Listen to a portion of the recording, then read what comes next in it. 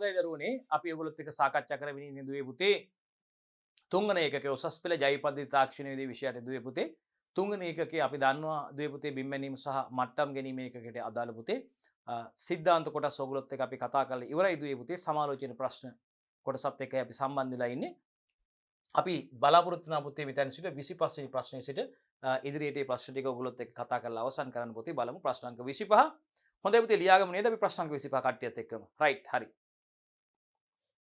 බලන්න පුතේ පැතිකඩ මට්ටම් ගැනීමේ ක්‍රියාවලිය පැහැදිලි කරන්න කියලා දරුවෝ.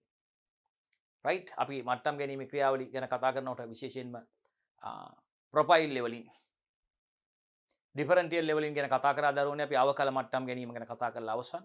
දැන් දරුවෝනේ අපි ප්‍රොෆයිල් ලෙවලින් පෘථිවි ප්‍රොෆයිල් අපි පෘථිවි පැතිකඩ ප්‍රස්ථාරගත කරනවා ප්‍රොෆයිල් ග්‍රාෆ් එකක් දරුවෝනේ. රයිට් ප්‍රොෆයිල් ග්‍රාෆ් එකක් අදිනවා අපි පෘථිවි පැතිකඩ ප්‍රස්ථාරගත කිරීමක් කරන්නේ දරුවනේ මෙහිදී අපි පෘථිවි පැතිකඩ ප්‍රස්ථාරගත කරනවා දරුවනේ. රයිට් හරි පැතිකඩ මට්ටම් ගැනීමේදී අපි දැන් මේ ආකාරයට දරුවනේ පෘථිවි අපි ලක්ෂ දෙකක් තෝරගෙන write capital A capital B කියලා දරුවනේ අපි රයිට් උස තෝරාගත් ස්ථාන දෙකක් අතර පස්සේ අපි පැතිකඩ ප්‍රස්ථාරගත කරනවා පුතේ විශේෂයෙන්ම අපි දැන් වාරි මාර්ග කටයුත්තක ජල සම්පාදන කටයුත්තකදී මාර්ගයක් ඉදිකිරීමේ කටයුත්තකදී දරුවනේ අර ඉවත් කළ යුතු පස් ප්‍රමාණය සහ පිරිය යුතු පස් ප්‍රමාණය අපිට මේ අනුව තීරණය කරන්න පුළුවන් දරුවනේ ඇලක් කපනකොට ඒ ඉවත් කළ යුතු පස් ප්‍රමාණය පිරිය යුතු පස් ප්‍රමාණය තීරණය කරන්න පුළුවන් දරුවනේ පෘථිවියේ පැතිකඩ ප්‍රස්ථාරගත කරනවා පෙනුම දරුවනේ ප්‍රස්ථාරගත කිරීමක් මේකදී අපි කරන්නේ. රයිට් ඉතින් පැතිකඩ මට්ටම් ගැනීමේ ක්‍රියාවලිය බලමු දරුවනේ අපි පැහැදිලි කරන්න. අන්න බලන්නකෝ. මහා මාර්ග, වාරි මාර්ග ආදී ඉදිකිරීම් කටයුතු වලදී අදාළ රේඛීය කොටසේ හරස්කඩ සහ දික්කඩ යොදා ගැනීමක් සිදු කරනවා දරුවනේ. හරස්කඩ සහ දික්කඩ යොදා ගැනීමක් සිදු කරනවා. මෙවන් අවස්ථාවලදී පුතේ පැතිකඩ මට්ටම් ගැනීමේ ක්‍රියාවලිය යොදා ගනිමින් භූමියේ උස පිළිබඳ මිනුම් එකතු කරනවා දරුවනේ. භූමියේ උස පිළිබඳ අපි A සිට A ලක්ෂය සිට B ලක්ෂය දක්වා අපි අර මිනුම් ලබා ගැනීමක් සිදු කරන්නේ දරුවනේ. මෙන්න මේ අපි රූපය ආකාරයට. රයිට්. හරි. පැතිකඩ මට්ටම් ගැනීමේදී රයිට් පෘථිවි පෙනුම ඊට පස්සේ අපි ඒක ප්‍රස්ථාරගත කරනවා දරුවනේ. හරි. විශේෂයෙන්ම මහා මාර්ග බලන්න දරුවනේ මහා මාර්ග ඒ වගේම වාරි මාර්ග දරුවනේ ජල සම්පාදන කටයුතු සඳහා අපි ඉදි කරන වාරි මාර්ග ඇල මාර්ග ඔස්සේ මේ ජලය ගෙන යනකොට දරුවනේ වාරි ජලය රැගෙන යනකොට වගා බිම් සඳහා වගා ශේෂ්ඨ සඳහා දරුවනේ ඇලවල් ජල සම්පාදන ඇලවල් ඉදි කරනකොට දරුවනේ ඉතින් මහා මාර්ග ඒ වගේම වාරි මාර්ග වගේ ඉදිකිරීම් කටයුතු වලදී දරුවනේ ඉදිකිරීම් කටයුතු වලදී අපි මේ අදාළ රේඛීය කොටසේ හරස්කඩ සහ දික්කඩ යොදා ගැනීමක් සිදු වෙනවා පුතේ මේ වගේ අවස්ථාවලදී පැතිකඩ මට්ටම් ගැනීමේ ක්‍රියාවලිය යොදා ගැනීමෙන් පුතේ භූමියේ උස පිළිබඳ මිනුම් එකතු කර ගැනීම සිදු කරනවා. භූමියේ උස පිළිබඳ මිනුම් එකතු කර ගැනීමක් සිදු වෙන දරුවනේ. රයිට්. ඒ වගේම පුතේ මේකෙදී අපි උපකරණ උපකරණ ස්ථාන ගණන සීමා කිරීම සඳහා පුතේ අතරමැදි දර්ශන පාඨාංක යොදා ගැනීමක් සිදු කරනවා. දැන් අපි අර ඩිෆරන්ටියල් ලෙවලින් වලදී අපිට අතරමැදි පාඨාංක යොදා ගැනීමට අවශ්‍ය නැහැ දරුවනේ. නමුත් අපි ප්‍රොෆයිල් ලෙවලින් සහ ටොපෝග්‍රැෆික් ලෙවලින් වලදී මේ අතරමැදි පාඨාංක ලබා ගැනීමක් ගැන කතා කරනවා පුතේ. විශේෂයෙන්ම එමෙන්ම මෙහිදී උපකරණ ස්ථාන ගණන සීමා කිරීම සඳහා පුතේ අපි අතරමැදි දර්ශන පාඨාංක යොදා ගැනීමක් සිද්ධ වෙනවා. ඉන්ටර්මීඩියට් සයිට් නේද පුතේ? හරි. එතකොට යම් රේඛාමය දත්තයක හරස්කඩක් වූ දික්කඩ ඇඳීමට නම් පුතේ රේඛාව දිගේ ස්ථාන කිහිපයක උස නිර්ණය කරන්න ඕනේ. මේ බලන්නකෝ. අපි අර මේ බලන්නකෝ. රේඛාව දිගේ ස්ථාන කිහිපයක උස නිර්ණය කරන්න වෙනවා. ඒ අනුව තමයි අපිට පැතිකඩ ප්‍රස්ථාරගත කරන්න පෙනුම ප්‍රස්ථාරගත කිරීමේ හැකියාව ලැබෙන්නේ දරුවනේ විශේෂයෙන්ම මේ මහා මාර්ගය ඉදි කරනකොට වාරි මාර්ග වගේ ඉංජිනේරු කටයුතු වලදී දරුවනේ මේ අපිට යදාළ රේකීය කොටසේ හරස් කඩ සහ දික් කඩ යොදා ගැනීමට සිද්ධ වෙනවා පුතේ. ඉතින් මෙන්න මෙවන් අවස්ථාවලදී පුතේ පැතිකඩ මට්ටම් ගැනීමේ ක්‍රියාවලිය යොදාගෙන අපි භූමියේ උස පිළිබඳ මිනුම් එකතු කරගන්න. මොනවා පිළිබඳ දරුවනේ භූමියේ උස පිළිබඳ මිනුම් අපි එකතු කර ගැනීම සිදු කරනවා. right.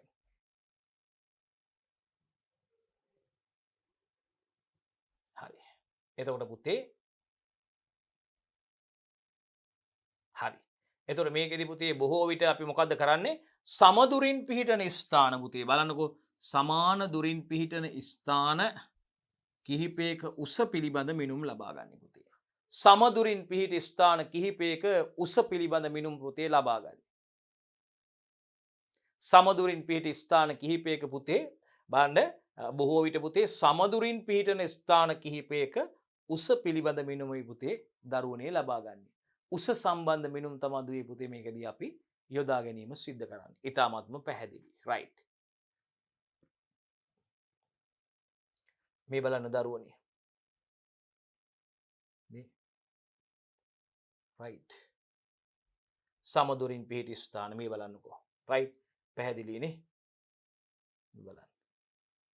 0යි 20යි 40යි 60යි 80යි 100යි 120යි 125යි 140 150 160 180 බිඳුව ප්ලස් ඇඳ ගන්න පුතේ ඇඳ ගන්න පුතේ right සමදුරින් පිහිටි ස්ථානවල උස මේ බලන්න 0 plus 0 0 plus 027 0 plus 047 0 plus 067 0 plus 080 0 plus 100 0 plus 120 0 plus 125 0 plus 140 0 plus 150 160 180 විස්ස 40 60 80 120 125 නේද 140 150 එතන දැයි ලං වෙලා තියෙනවනේ right දුරින් සමදුර ඇඳ ගන්න දරුවනේ එක පැහැදිලි එතකොට බලට බොහොමත්ම පැහැදිලි දුවේ පුතේ එතකොට ඊ타ත්ම පැහැදිලි මේක හයි බලන්නකෝ වඩා නිවැරදිව පොළොව තලයේ නිරූපණය කිරීමට අවශ්‍ය අවස්ථාවලදී මෙවන් ස්ථාන වැඩි ප්‍රමාණයක් යොදා ගන්න පුළුවන් පුතේ ඒකයි කියන්නේ ආයෙත් බලන්නකෝ මේ බලන්න හරි එමෙන්ම වඩා නිවැරදිව පොළොව තලය නිරූපණය කිරීමට අවශ්‍ය අවස්ථාවලදී මෙවන් ස්ථාන වැඩි ප්‍රමාණයක් යොදා ගන්න පුළුවන්. වඩා නිවැරදිව පොළොව තලයේ නිරූපණය කරන්න අවශ්‍ය වෙනකොට පුතේ අවශ්‍ය අවස්ථාවල වඩාත් නිවැරදිව පොළොව තලයේ නිරූපණය කිරීමට අවශ්‍ය අවස්ථාවලදී පුතේ මෙවන් ස්ථාන වැඩි ප්‍රමාණයක් යොදා ගන්න පුළුවන්.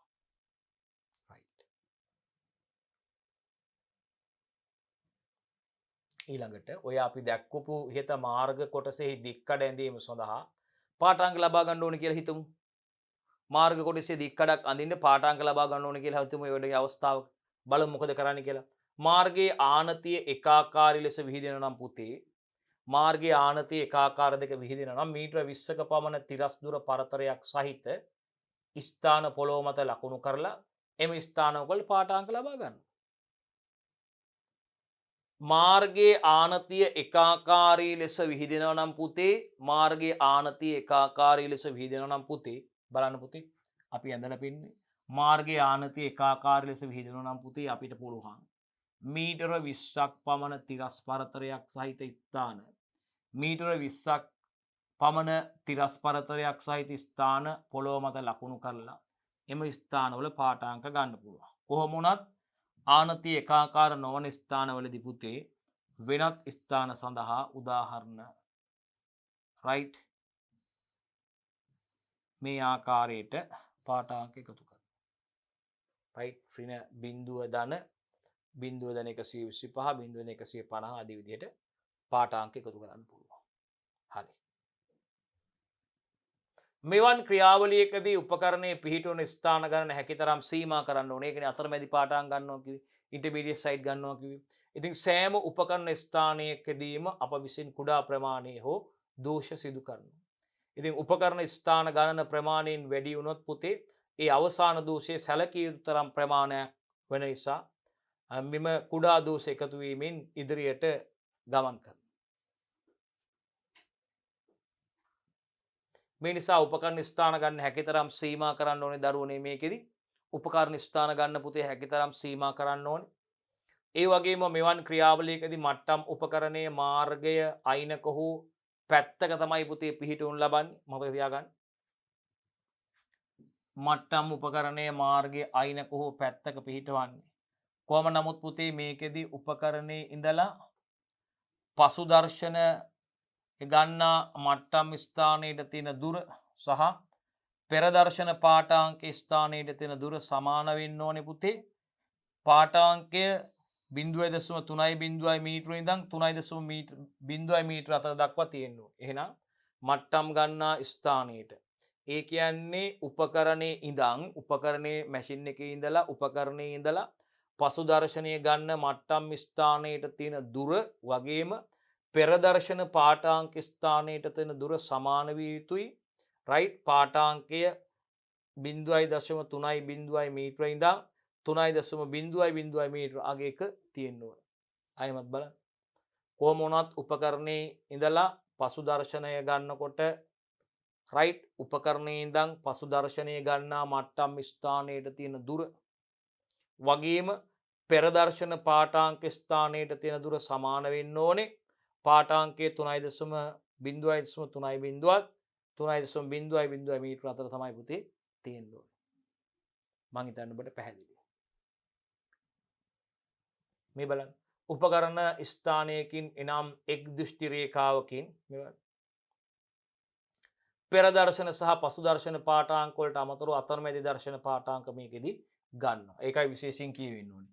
මේ උපකරණ ස්ථානයකදී දරුවනේ එක් දෘෂ්ටි රේඛාවකින් හරි පෙරදර්ශන සහ පසු දර්ශන පාඨාංක වලට අනුව ඉන්ටර්මීඩියට් සයිඩ් නැත්නම් අතුරුමැදි දර්ශන පාඨාංක ලැබෙනවා.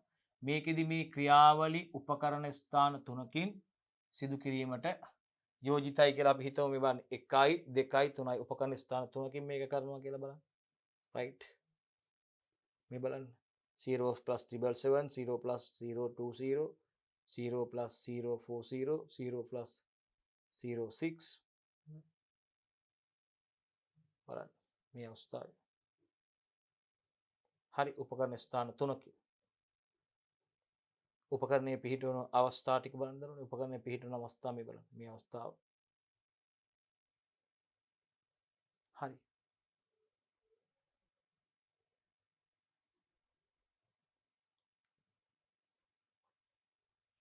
බලන්න. බිඳුව ධන 0.3 සිට බිඳුව ධන 0.8 දක්වා ස්ථාන සඳහා පාඨාංක පළමු උපකරණයෙන් ලබා ගන්නවා. බලන්න පළමු උපකරණයෙන් ලබා ගන්න පාඨාංක. මේ බලන්න පළමු උපකරණයෙන් ලබා ගන්න පාඨාංකය. මෙන්න මේ අවස්ථාවේ ඉඳන් මෙන්න මේ දක්වා පාඨාංක ලබා ගන්නවා පළමු උපකරණයේ. මේ බලන්න. පළමු උපකරණයේ මේ අවස්ථාවේ ඉඳන් මේ අවස්ථාව දක්වා පාඨාංක ලබා ගන්නවා. රයිට්. හරි. දක්වා ස්ථාන සඳහා පාඨාංක උපකරණයේ ස්ථානයෙන් ලබා ගන්නවා. ඒකෙදි බිඳුව ධන 0.0 සඳහා පාඨාංකයේ පසු දර්ශන පාඨාංකයක් ඒක මේ පසු දර්ශන පාඨාංකයක් මේක පසු දර්ශන පාඨාංකයක්. රයිට්. ඒ වගේම 0.8 පාඨාංකයේ පෙර දර්ශන පාඨාංකය. රයිට්. මේක පෙර දර්ශන පාඨාංකය. රයිට්. පෙර දර්ශන පාඨාංකය. මොකද්ද පෙර දර්ශන පාඨාංකයක් වෙන්නේ? 0 ධන 0.8 සඳහා පාඨාංකය පෙර දර්ශන පාඨාංකය. 0 ධන 0.2 ඉඳන් 0 ධන 0.4 සහ 0 ධන 0.6 කියන සියලු ස්ථාන සඳහා ලබා ගන්නා පාඨාංක අතරමැදි දර්ශ විදිහට හඳුන්වන්න පුළුවන්. එහෙනම් බලන්න තියාගන්න 0.02 ඉඳලා right 0.02 ඉඳලා මේ බලන්න 0 ධන 0.2 ඉඳලා 0 ධන 0.6 දක්වා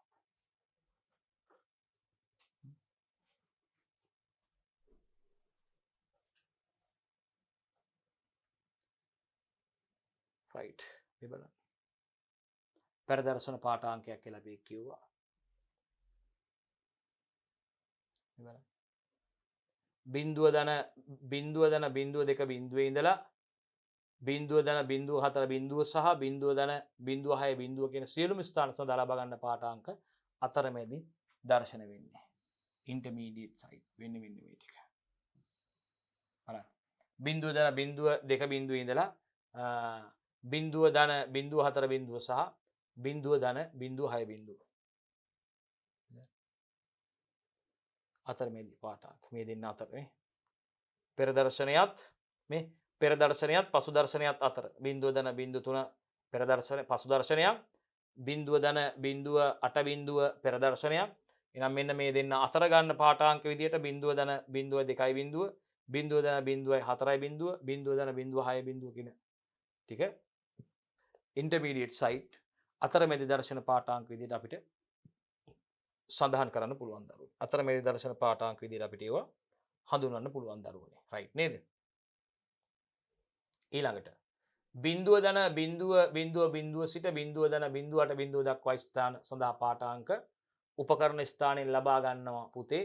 ඒ කියන්නේ බිඳුව දන බිඳුවයි බිඳුව ඉඳන් බිඳුව දන අට බිඳුව දක්වා. බිඳුව දන බිඳුවයි බිඳුව ඉඳන් බිඳුව දන බිඳුවයි අට බිඳුව දක්වා මේ පෙර පසු දර්ශන පාඨාංක පෙර දර්ශන පාඨාංක මෙන්න මේ අතර ගන්නවා තමයි අතරමැද දර්ශක කිව්වේ. ඉතින් බිඳුව දන බිඳුව සිට බිඳුව දන අට බිඳුව දක්වා ස්ථාන සඳහා පාඨාංක පළමු උපකරණ ස්ථානයෙන් ලබා ගන්නවා. පළමු උපකරණ ස්ථානයෙන් ලබා ගන්නේ ඔව් මෙතෙන් පැහැදිලි නෙමෙයි. මෙතන ඉඳන් මෙතෙන්ට පළමු උපකරණ ස්ථානයෙන් ලබා ගන්නේ. උපකරණේ පළමු උපකරණ ස්ථානය තුල තියෙන්නේ. බිඳුව දන බිඳුවයි බිඳුව ඉඳන් බිඳුව දන බිඳුව අට බිඳුව දක්වා පළවෙනි උපකරණ ස්ථානයේ පාඨාංක ලබා ගන්න. පළමු උපකරණ ස්ථානයේ පාඨාංක ලබා ගන්නවා අතර මෙහිදීද බිඳුව දන බිඳුවයි බිඳුව සඳහා පාඨාංක පසු දර්ශන පාඨාංකයක්. මේකද මේ බිඳුව දන බිඳුව පාඨාංකයේ පසු දර්ශන පාඨාංකයක්.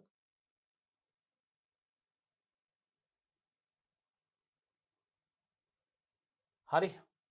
බිඳුව දන බිඳුව සඳහා පාඨාංකයේ පසු දර්ශන පාඨාංකය බිඳුව දන බිඳුව අට බිඳුව සඳහා පාඨාංකයේ පෙර දර්ශන පාඨාංකය. අන්න. මෙන්න මේක බිඳුව දන බිඳුව අට බිඳුව පාඨාංකයේ පෙර දර්ශන පාඨාංකය. රයිට්. එතකොට හරි. එතකොට බිඳුව දන බිඳුව දෙක බිඳුව වගේම බිඳුව දන බිඳුව හතර බිඳුව සහ බිඳුව දන බිඳුව හය බිඳුව කියන සියලුම ස්ථාන සඳහා ලබා ගන්න පාඨාංක අතරමැදි දර්ශන විදිහට හඳුන්වන්න පුළුවන්. මෙන්න මේ අවස්ථාවේ ඉඳන් මේ අවස්ථාව දක්වා බිඳුව දන බිඳුව දෙක බිඳුව දන බිඳුව හතර බිඳුව සහ බිඳුව දන බිඳුව හය බිඳුව දක්වා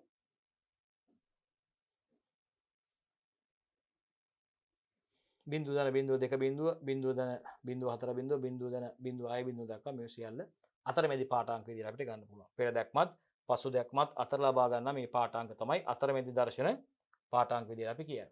එහෙනම් බිඳුව දන බිඳුව දෙක බිඳුව දෙක බිඳුව දන බිඳුව හතර බිඳුව සහ බිඳුව දන බිඳුව හය බිඳුව කියන සියලුම ස්ථාන සඳහා ලබා ගන්න පාඨාංක අපි අතරමැදි දර්ශන විදිහටයි දරුවනේ හඳුන්වන්නේ. අතරමැදි දර්ශන විදිහට අපි හඳුන්වන්නේ.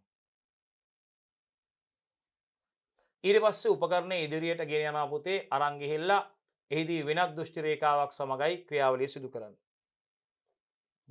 උපකරණයේ වෙනත් ස්ථානයකට ගෙනහිල්ලා ඒකෙදි වෙනත් දෘෂ්ටි රේඛාවන් එක තමයි ක්‍රියාවලිය සිදු කරන්නේ. උපකරණයේ වෙනත් ස්ථානයක තියෙන ස්ථාන දෙකකදී උපකරණයේ පිහිටන අවස්ථාව පෙන්වන්න කරලා තියෙනවා පුතේ. බලන්න උපකරණයේ දෙවන ස්ථානයේදී උපකරණ ස්ථානයේදී. right. එතකොට පුතේ ඊට පස්සේ උපකරණයේ ඉදිරියට ගෙන යන අතර එහිදී වෙනත් දෘෂ්ටි රේඛාවක් සමග ක්‍රියා කරන නිසා බිඳුව දන බිඳුවට බිඳුව ස්ථානයට නැවතත් පාඨාංකයක් ගන්න.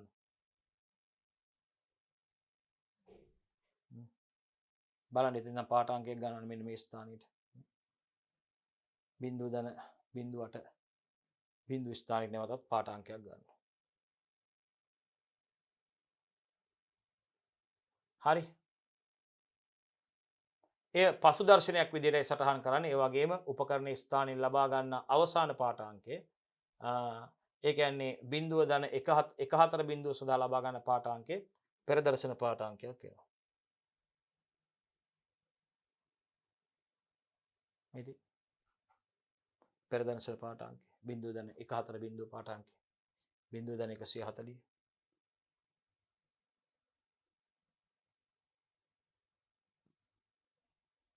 right එතකොට හරි උපකරණ ස්ථානයේ ලබා ගන්න අවසන් පාඨාංකය බිඳුව දන 1.4 බිඳුව සඳහා ලබා ගන්න පාඨාංකය පෙර දර්ශන පාඨාංකයක් විදියට බිඳුව දන 100 බිඳුව දන 120 බිඳුව දන 125 කියන ස්ථාන සඳහා ලබා ගන්න පාඨාංක අතරමැදි දර්ශන පාඨාංක විදියට හඳුන්වන්න පුළුවන්. බිඳුව දන 100 ඉඳන් බිඳුව දන 125 දක්වා. මේ බිඳුව දන 100 බිඳුව දන 120 බිඳුව දන 125 දක්වා. බිඳුව දන 100 මේ බිඳුව දන 100 බිඳුව දන 120 බිඳුව දන 125 දක්වා අතරමැදි පාඨාංක. අතරමැදි දර්ශන පාඨාංක විදියට ඒක අපි හඳුන්වනවා. right බිඳුව දන බිඳුව දෙක බිඳුව සහ බිඳුව දන බිඳුව හතර බිඳුව සහ බිඳුව දන බිඳුව හය බිඳුව සියදත් සියලුම ස්ථාන සඳහා ගන්න පාඨාංක අතරමැදි දර්ශන පාඨාංක විදියට හඳුන්වන්න පුළුවන්. ඉන්ටර්මීඩියට් සයිට් විදියට හඳුන්වන්න පුළුවන්. මේකෙදි මතක තියාගන්න පැතිකඩ මට්ටම් ගැනීමේදී අතරමැද පාඨාංක තියෙනවා. අතරමැදි පාඨාංක තියෙනවා. ඊට පස්සේ උපකරණය ඉදිරියට අරගෙන ගිහිල්ලා එහිදී වෙනත් දෘෂ්ටි රේඛාවක් සමග ක්‍රියාවලිය කරනවා. උපකරණය ඉදිරියට අරන් ගිහිල්ලා වෙනත් දෘෂ්ටි රේඛාවක් එක්ක කටයුතු කරනවා. උපකරණය ඉදිරියට අරන් ගිහිල්ලා වෙනත් දෘෂ්ටි රේඛාවක් එක්ක කටයුතු කරනවා. බලමු මෙතන තත්ත්වය.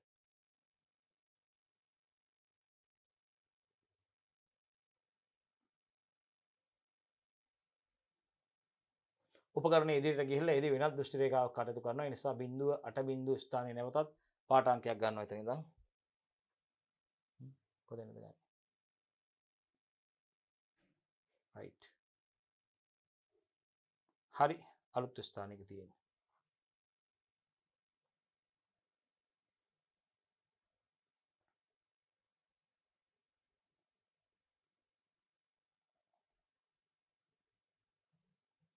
ඒක කතා කරලා ඉවරයි. ඊට පස්සේ නැවතත් උපකරණ ඉදිරියට අන්තිම අවස්ථාව මේ කතා කරන්නේ. උපකරණ නැවතත් ඉදිරියට අරන් ගිහිල්ලා එහිදී බිඳුව දන 1.4 බිඳුවට පසු දර්ශන පාඨාංකයක් බලන්න ඕනේ අලුත් තැනදී. බිඳුව දන 1.4 බිඳුව පසු දර්ශන පාඨාංකය නෙමෙයි. අලුත් තැනදී. මේ බිඳුව දන 140 කියන්නේ පසු දර්ශන පාඨාංකය අලුත් තැනදී මේ. මේක පසු දර්ශන පාඨාංකය බිඳුව දන 140 කියන්නේ. පසු දර්ශන පාඨාංකය කියන්නේ. පෙර දර්ශන පාඨාංකය බිඳුව දන 180 කියන්නේ. බිඳුව 180 කියන්නේ පෙර දර්ශන පාඨාංකය. හරි. බිඳුව දන 140 ඉන්පසු නැවතත් උපකරණ ඉදිරියට අරන් යනවා පුතේ. ඒකදී බිඳුව දන 140ට පසු දර්ශන පාඨාංකයක්. ඒ වගේම බිඳුව දන 150 බිඳුව දන 160 අතරමැදි පාඨාංක විදිහටත් බිඳුව දන 180 සඳහා පෙර දර්ශන පාඨාංකත් ලබා ගන්න. ඉවරයි. බිඳුව දශම 140 සඳහා පසු දර්ශන පාඨාංකත් බිඳුව දන 180 සඳහා පෙර දර්ශන පාඨාංක ලබා ගන්නවා. ඒ අතරතුර මේ තියෙනවා අතරමැදි පාඨාංක 0.150 සහ 0.160.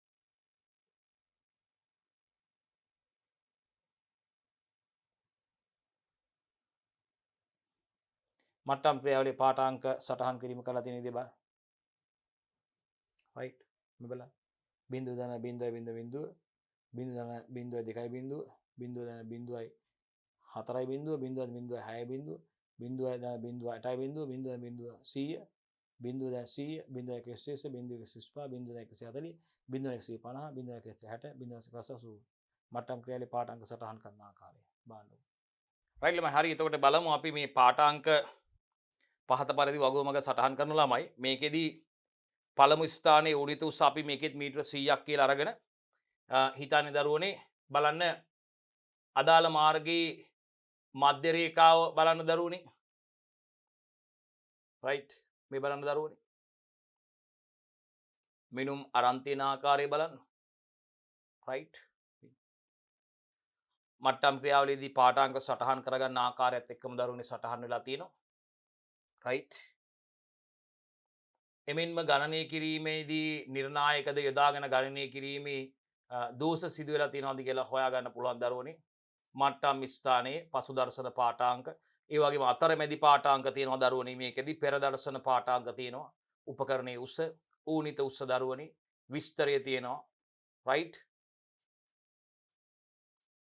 වගුව සටහන් කරගන්න පුළුවන් පුතේ. එතකොට ඕගොල්ලොන්ට මේ අදාළ පාඨාංක ගණනය කිරීමේ නිර්ණායකද යොදාගෙන ගණනය කිරීමේදී තියෙන දෝෂ තියෙනවද කියලා හොයලා බලන්න පුළුවන් දරුවනේ. ඊට පස්සේ මං කියපු විදිහට පුතේ මේ ක්‍රියාවලියේදී ලබාගත් ඌනිත උස පුතේ ඌනිත උස බලන්න y අක්ෂයටත් තිරස් දුර x අක්ෂයටත් ගෙන අදාළ මාර්ග කොටසේ මධ්‍ය රේඛාවේ දික්කඩක් තමයි මුතේ මේ සඳහන් වෙලා තියෙන්නේ. දික්කඩ බලන්න දරුවනේ. මාර්ග කොටසේ තිරස් දුර සහ ඌනිත උස අතර ප්‍රස්ථාරය CI 100.2යි 100.4යි 100.6යි 100.8යි 101.0යි විදියට දික්කඩ තිරස් දුර ඌනිත උස right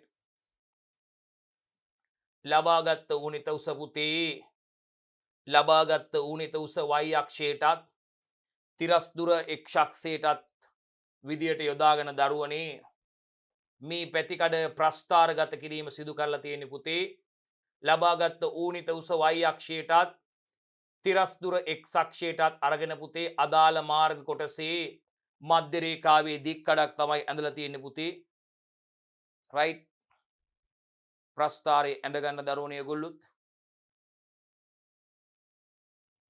ප්‍රස්ථාරයේ ඇඳ ගන්න දරුවනේ ඒගොල්ලොත් ඒ වගේම පුතේ යම් මාර්ග කොටසක හරස්කඩ ඇඳීමේදී මට්ටම් ක්‍රියාවලිය ආශ්‍රයෙන් මිනුම් ලබා ගන්න පුළුවන් පුතේ. ඒකෙදී මාර්ගයේ මධ්‍ය රේඛාව හරහා පාඨාංක ලබා ගන්නවා පුතේ.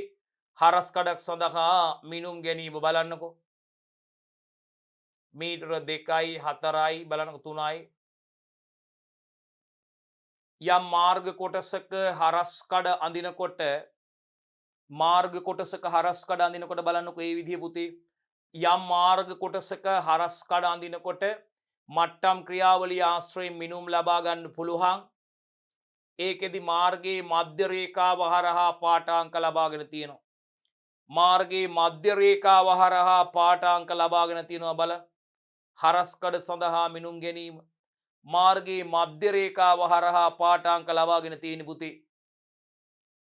හරස්කඩ හරහා මිනුම් ලබා ගැනීම බලන දරුවනේ. මාර්ගයේ මධ්‍ය රේඛාව හරහා පාඨාංක ලබාගෙන තියෙන්නේ. හරස්කඩ හරහා මිනුම් ලබා ගැනීම බලන දරුවනේ. මේකෙදී ඉහත ස්ථානයේදී මාර්ගයේ හරස්කඩ ඇඳීමට පාඨාංක 5ක් අරගෙන තියෙනවා පුතේ. right හරි 3යි 2යි 5යි යම් ස්ථානයක මට්ටම් උපකරණය පිහිටවලා පුතේ අදාළ ස්ථාන සඳහා මිනුම් අරගෙන ඉහත ක්‍රියාවලියේ පරිදියම ස්ථානවල ඌනිත උස ගණනය කරනවා දරුවනේ. ඉතින් ඒ ඌනිත උස මගින් අදාළ ස්ථානයේ එනම් බිඳුව දන බිඳුව දෙක බිඳුවට අදාළ මාර්ග කොටසේ හරස්කඩ අඳින්න පුතේ. ඒ දික්කඩ සහ හරස්කඩ ඇඳීම මගින් අදාළ මාර්ග කොටසේ කැපිය යුතු ස්ථානයේ කටින්ස් එහෙම නැත්නම් පිරිය යුතු ස්ථානයේ ෆිලින්ස් පිළිබඳව තීරණයක් ගන්න පුළුවන් පුතේ. අවසානයේ දෙන්නෝදී අපි අවබෝධ වෙන්න ඕනේ බලන්නකෝ. ඉහත දික්කඩ සහ හරස්කඩ ඇඳීම මගින් අදාළ මාර්ග කොටසේ කැපිය යුතු ස්ථාන කටින්ස් හෝ පිරවිය යුතු ස්ථාන ෆිලින්ස් පිළිබඳ තීරණය කරන්න පුළුවන් පුතේ. ඒ වගේම ඇල මාර්ග ඉදිකිරීමේදී පුතේ අපවහන පද්ධති ඉදිකිරීමේදී මේ මට්ටම් ක්‍රියාවලිය යොදා ගන්නවා දරුවනේ. ප්‍රොෆයිල් ලෙවලින් පැතිකඩ මට්ටම් ගැනීම. ආරම්භයේදීත් අපි කිව්වා ඇල මාර්ග ඉදිකිරීමේදී වගේම අපවහන පද්ධති ඉදිකිරීමේදී මේ මට්ටම් ක්‍රියාවලිය යොදා ගන්නවා. අපිට ඒකෙදී දික්කඩ සහ හරස්කඩ ඇඳීම මගින් දික්කඩ සහ හරස්කඩ ඇඳීම මගින් අදාළ මාර්ග කොටසේ කැපිය යුතු ස්ථාන කටින්ස් සහ පිරවිය යුතු ස්ථාන ෆිල්ම්ස් පිළිබඳව තීරණය කරන්න පුළුවන් දරුවනේ. ඒ වගේම ඇල මාර්ගයේ ඉදිකිරීමේදී අපවහන පද්ධති ඉදිකිරීමේදී මේ මට්ටම් ක්‍රියාවලිය යොදා ගන්න පුළුවන්. මේ මට්ටම් ක්‍රියාවලිය යොදා ගන්න පුළුවන් දරුවනේ. right අපි යනවා දරුවනේ ප්‍රශ්න අංක 26ට. ප්‍රශ්න අංක 26 දී අපි ඔයගොල්ලොත් එක්ක කතා කරන්නේ මොනවද? මට්ටම් ගැනීමේදී සිදුවන දෝෂ පැහැදිලි කරන්න කියලායි දරුවනේ කරන්නේ. ප්‍රශ්නෙන් අහන්නේ අපි දැන් යන්නේ දුවලා පුතාලත් එක්ක කතා කරන්න යන්නේ මේ සමාලෝචන ප්‍රශ්නයට තිබුතේ මට්ටම් ගැනීමේදී ඇතිවන දෝෂ මොනවද කියන එක ගැන අපි කතා කරන්න යන දේ පුතේ අපි බලමු මොනවද මේ මට්ටම් ගැනීමේදී ඇතිවන දෝෂ කියලා. මට්ටම් ගැනීමේදී සිදුවන දෝෂ පැහැදිලි කරන්න කියලා කියන්නේ පුතේ අපි යමු. පුතේ මට්ටම් ක්‍රියාවලිය තුළ සිදුවිය හැකි දෝෂ නැත්නම් මට්ටම් ක්‍රියාවලිය තුළ සිදුවිය හැකි නැත්නම් පුතේ සිදුවන දෝෂ ප්‍රධාන වශයෙන් වර්ග තුනකට වර්ග කරන්න පුළුවන් පුතේ. එකක් පුතේ පුද්ගල දෝෂ පර්සනල් එරර්ස් වෙන්න පුළුවන් පුතේ. විශේෂයෙන් පුතේ මට්ටම් ගන්නා සහ ඒ වගේම මට්ටම් යටිය හසුරුවන පුද්ගලයා විසින් සිදු කරන දෝෂ මේ ගණයට අයත් වෙනවා පුතේ. මට්ටම් ගන්නා කෙනා පුතේ මට්ටම් ගන්නා සහ මට්ටම් යටිය හසුරුවන පුද්ගලයා විසින් පුතේ අපි දන්නවා මේ ක්‍රියාවලියකදී උපකරණය හසුරුවන කලා උපකරණය අතුරින් අසලින් ඉන්ස්ට්‍රුමන්ට් මෑන් පුතේ. මට්ටම් යටිය නැත්තම් රොඩ් එක ළඟ ඉන්නේ රොඩ් මෑන් පුතේ. මෙන්න මේ දෙන්න මට්ටම් ගන්න සහ මට්ටම් යටිය හසුරුවන පුද්ගලයන් විසින් සිදු කරන දෝෂ පුතේ මේ ගණයට අයත් වෙන්නේ. ඉතින් විශේෂයෙන්ම අධ්‍යක්ීම් සහ පළපුරුද්ද වැඩි වෙනකොට පුතේ එක්ස්පීරියන්ස් එක වැඩි වෙනකොට පුතේ අධ්‍යක්ීම් සහ පළපුරුද්ද වැඩි වෙනකොට පුතේ මේ දෝෂ සිදුවීමේ සම්භාවිතාවය අඩු වෙනවා. ඒ ශේෂ්ත්‍රය තුල වැඩ කරලා පරිණත වෙනකොට පුහුණුව වෙලා පුතේ පරිණත වෙනකොට පළපුරුද්ද වෙනකොට පුතේ මේ අධ්‍යක්ීම් වගේම පුතේ පළපුරුද්ද වැඩි වෙනකොට පුතේ මේ දෝෂ සිදුවීමේ සම්භාවිතාවය අඩු වෙනවා. පුද්ගල දෝෂ සිදුවීමේ සම්භාවිතාවය අඩු වෙනවා පුතේ අධ්‍යක්ීම් සහ පළපුරුද්ද වැඩි වෙනකොට.